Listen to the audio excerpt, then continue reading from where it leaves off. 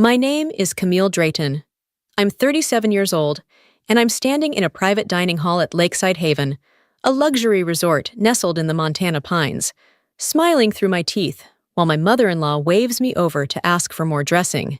Again, as if I'm staff, as if I haven't already contributed the salad and half the table settings, as if I haven't been in this family for over a decade.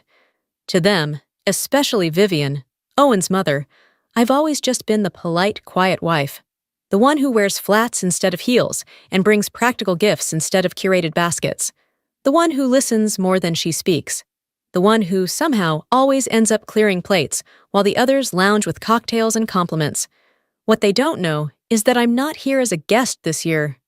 I didn't just arrive with a suitcase and a good attitude. I arrived with full ownership. I'm the woman behind the reservation policy change they all complained about at breakfast. I'm the reason they didn't get their usual suite upgrades. I'm the one who cut off the legacy guest discount for Draytons and their extended crew. I own this resort now. They just don't know it yet, but they will. Tonight. The thing about being quietly dismissed is that it never looks dramatic from the outside. It's not an explosion, it's erosion. It happens in the little ways, the quiet moments, the offhand remarks that no one else remembers making. But you remember. From the moment I married Owen Drayton, I understood my place in the Drayton family. Not because anyone said it outright, but because they didn't have to. It was in the way they asked what I did for a living, then nodded politely and changed the subject before I finished the sentence. It was in the way they assumed I'd help clean up after dinner while Owen's brothers talked business and the women compared renovations on their second homes. It was in the way Vivian once introduced me to her tennis friends as Owen's wife. She works with infrastructure, I think. Then laughed like she'd just described something quaint. What I actually do is design and oversee large-scale infrastructure projects, public transit, green space integration, waterway stabilization. For the past 12 years, I've been a lead consultant for state-level urban development planning. But to the Draytons, that translated to something with traffic. No one ever asked me to explain, not once. At family retreats like this one, hosted every summer at this very resort, I learned to keep my head down. Vivian planned everything to a T. Menus, dress codes, wine pairings. She always booked the Lakeview villas first, got early check-in without asking, and made sure everyone knew she was on a first-name basis with the resort's former owner. I'd walk into the dining room carrying a bowl of fruit salad, and someone would call out, "Thanks, sweetheart. Can you grab the napkins too?" No one meant to be cruel. That would have been easier. Instead, I was gently forgotten, overlooked, as if I blended into the wallpaper, useful, reliable, and invisible. I tried in the beginning. God knows I tried. I hosted Thanksgiving. I bought custom stockings for every niece and nephew. I remembered birthdays, designed menus, hand-painted name cards for the Easter brunch place settings. Nothing stuck. I was still practical Camille. Still the one who showed up early, stayed late, and somehow never got mentioned in the family recap emails. Owen never defended me. Not in a malicious way, he just didn't see it. When I'd tell him what Vivian had said, or how his cousin laughed at my shoes, or how I'd been the only one asked to help move chairs at the party, he'd squeeze my hand and say, "They mean well." It became his favorite phrase, his shield, and eventually, my silence. Last summer, something shifted. We were here again, same resort, same lake, same patio furniture. Owen's uncle made a joke about how I must be saving a ton, driving the same car for nearly a decade. Everyone laughed, including Owen. I didn't. That night, I sat on the cabin balcony and watched the lights flicker across the lake, and for the first time, I stopped asking myself what I'd done wrong. I started asking what I was waiting for. That's when the idea took hold. Not revenge, not even redemption, just something permanent, something with my name on it, something they couldn't talk over or ignore. The morning after that night on the balcony, I made a call. Not to a friend, not to Owen, to a contact I hadn't spoken to in nearly 5 years. A former colleague turned real estate acquisitions analyst, now managing a private hospitality fund. Her name was Erin. We'd worked together on a transit-centered hotel district proposal for Seattle, back before she pivoted into boutique property investments. She picked up on the second ring. "Camille Drayton," she said. "Well, this is a surprise." "I want to buy a resort," I told her. There was a pause, then a soft laugh. "Of course you do. You always did aim quiet and high." Within a week, we were reviewing listings. I didn't tell Owen. There was nothing to tell yet, nothing official. Just numbers, decks, legal documents, due diligence. Work. And I knew how to work. We found the listing for Lakeside Haven 4 months later, a gem tucked between rising land taxes and a waning interest from its longtime owners. The perfect combination of legacy brand and outdated management. Erin flagged it before it even went public. "You're not just buying property," she said. "You're buying memories, control of a setting they think belongs to them." I didn't hesitate. I liquidated a major portion of my portfolio. I pulled from quiet places, my consulting retainers, my investment dividends, the index funds I'd fed for over a decade, while everyone else was raving about beachfront getaways and Tesla leases. I sold my unused equity stake in a zoning tech startup. Everything I'd built in silence was now moving toward this one transaction. We formed a holding company, Arcadia Retreats Holdings. Anonymous, efficient, clean. I stayed off paperwork except where needed. I let Erin be the face, the negotiator. I didn't want to be known. Not yet. The deal took 6 weeks to close. The first time I walked the property as majority owner, I did it alone. Early morning, fog still rising off the lake. I stood in the dining hall where Vivian once scolded me for misplacing the sugar bowl and ran my hand along the railing she leaned against every summer cocktail hour. I wasn't angry. I was calm. Ownership is a funny thing. It's not loud. It's not dramatic. It's just final. From that moment, everything changed, quietly. We replaced the HVAC systems, raised staff wages, retained the general manager, but tightened back-end operations. We removed the Draytons from the legacy guest list, citing policy restructuring. No one questioned it. They just assumed someone new had come in, some faceless corporate group. A loss of charm, they said. A shift in tone. I watched them complain about it in family group chats. I listened as Owen read aloud a line from his sister. "It's just not the same anymore, is it?" No, it wasn't. It was mine. By the time this year's retreat rolled around, I had everything in place. Vivian, of course, took credit for booking the same block of rooms they always used. Lakeview North cabins, 3 suites, early check-in, champagne on arrival. What she didn't know was that those rooms had been reassigned twice. I personally signed off on their reinstatement, at full price, with no discount. The champagne? A courtesy I debated cutting, but kept. A delay in satisfaction can be more powerful than denial. We arrived on a Thursday. Same greetings, same clinking glasses, same flurry of monogrammed luggage, and casual condescension. No one noticed I wasn't checking in at the front desk. I walked past it with the manager, reviewing staff shifts on my tablet. To them, it probably looked like I was hovering, maybe offering a suggestion. The help, stepping out of line. At the welcome brunch the next morning, the complaint started. Lauren, Owen's sister, flipped her blonde bob and declared the check-in staff had been weirdly cold. Owen's cousin Haley lamented that the valet took forever. Vivian added that the egg soufflé was not as rich as last year's.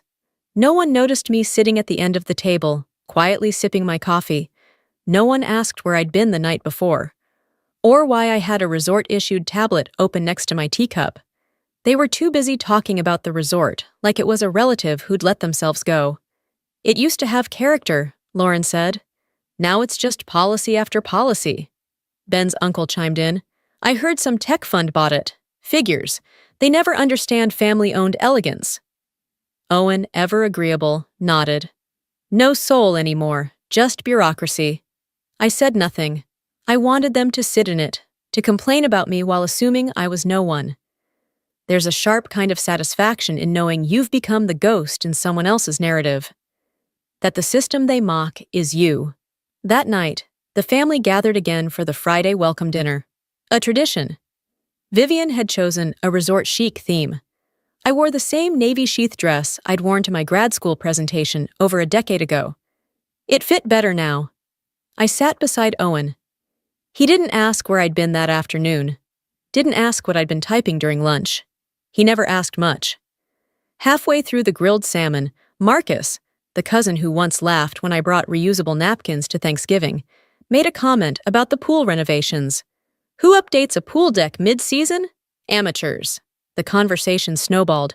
They all had notes, critiques, advice. I listened, calm, almost amused. Then Vivian raised her glass. I just hope, she said sweetly, that whoever bought this place understands families like ours built its reputation. We're not just guests. We're the reason this resort is what it is. My hand tightened slightly around my fork. Not out of anger, anticipation. They were about to find out exactly who built what. After dessert was cleared, I excused myself from the table. Told Owen I needed a minute of air. He nodded absently, mid-sip of wine, not even looking up. It was easier that way. I stepped out onto the terrace, the lake glimmering below in the moonlight, perfectly still, holding its breath.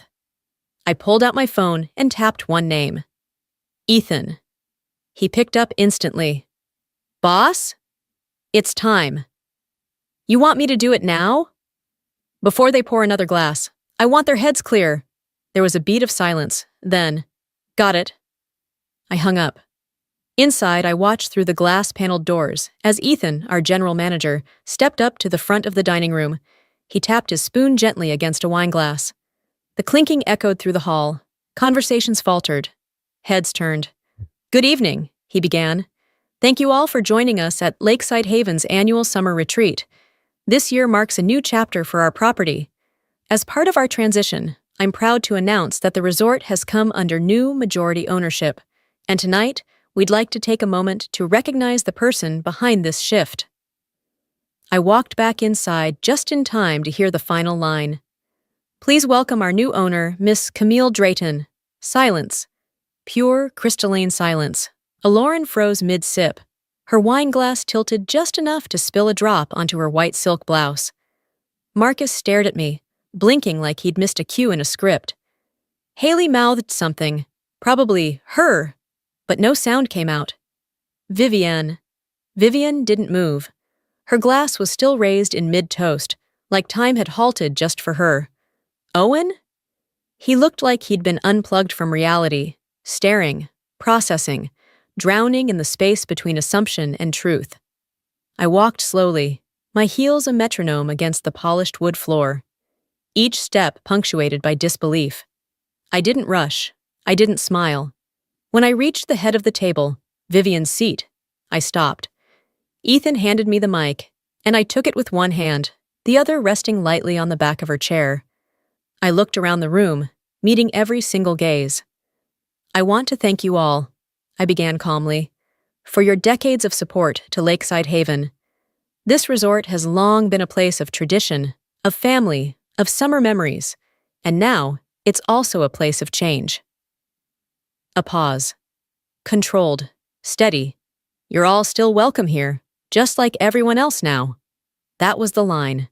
The moment everything tilted. I let it land before I continued. There will be no more legacy discounts, no backdoor bookings, no preferential upgrades. Effective immediately, our guest policies will apply equally, across the board. I looked at Owen last. His jaw was tight, hands folded. A man who'd just realized he'd never asked the most important questions. Any comments or suggestions about management, I added, can be sent directly to me. I handed the mic back to Ethan, turned without waiting for a response, and walked out. No applause, no protests, just silence. Behind me, a dining hall full of people sat frozen, holding their silverware like weapons they suddenly didn't know how to use. I made it to the hallway before I exhaled. Not relief, not victory, release. I didn't go to brunch the next morning. Let them sit with it. Let them pass the fruit bowl and pretend they hadn't just been publicly stripped of every unearned privilege they'd been handed for years. Let them try to reframe the night before into something less humiliating. I wasn't interested. I had work to do. By 8, I was walking the resort grounds with Ethan. Clipboard in hand, hair pulled back, no lipstick, We reviewed staff logs, inspected cabin maintenance requests, and confirmed delivery of ergonomic upgrades to the employee break room. 2 housekeepers stopped to thank me. I told them, "It's just the beginning." Guests passed me with polite nods. Some looked confused, recognition dancing on the edge of their expressions, trying to place me in the context of their assumptions. No one said, "Are you with the Draytons?" And for the first time in years, I wasn't. At noon, the messages began. Lauren's came first. "Hey, can we talk?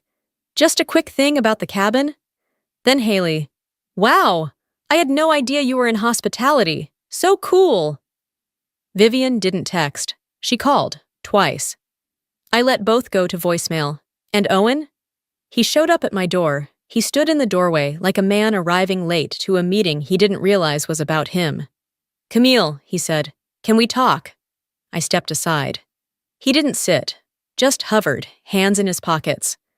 "Why didn't you tell me about any of this?" I kept my voice steady. "Why didn't you ever ask?" He blinked. "I didn't think I needed to." And there it was.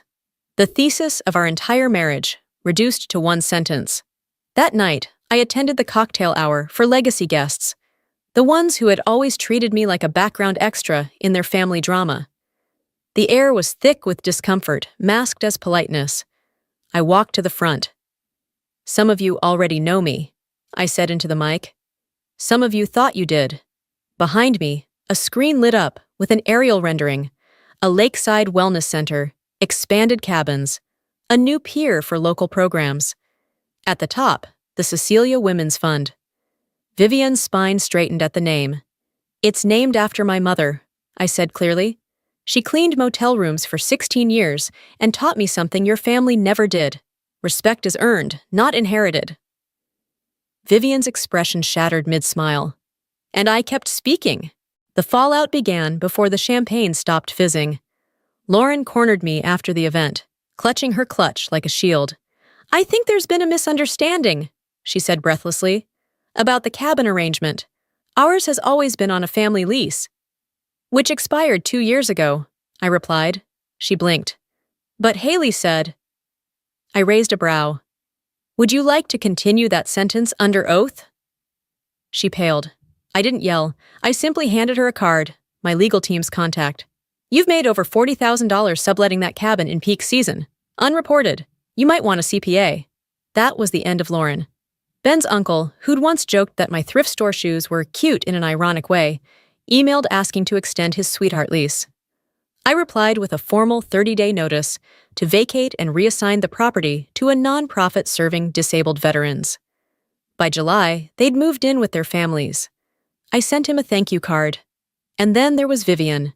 She showed up unannounced in pearls and control, sweater tied around her shoulders like a costume of dignity.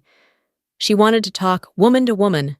I let her speak for 5 full minutes about appearances, about what people would think, about how this would reflect on Owen. I listened, I nodded, and then I opened a drawer and handed her an envelope. Inside, photos, emails, and notarized witness statements from 3 former employees she'd mistreated over the years. 2 housekeepers, 1 intern.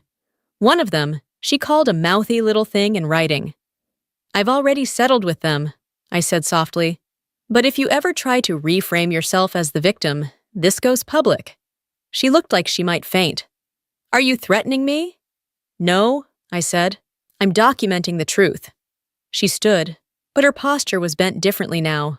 Less statue, more collapse. When she left, I didn't feel triumphant. I felt clean. 3 days later, I sat alone on the dock at sunrise, coffee in hand, watching the mist rise off the lake. Everything was still, like the world had paused just long enough for me to breathe. I wasn't angry anymore. I wasn't trying to prove anything. I had spent over a decade shrinking myself to fit into a family that never looked closely enough to see me. Now I wasn't asking to be seen. I had stepped into full view, and not one of them knew what to do with it. Owen moved out quietly the following month. No fights, just folded clothes, silent spaces, and a note that said, "I didn't see you, and I should have." I kept the note, not for sentiment, but for clarity, because the truth is, sometimes closure doesn't come with an apology. It comes with power. Quiet, earned, irrevocable power. The kind that doesn't need a seat at their table. Because now, I own the damn table.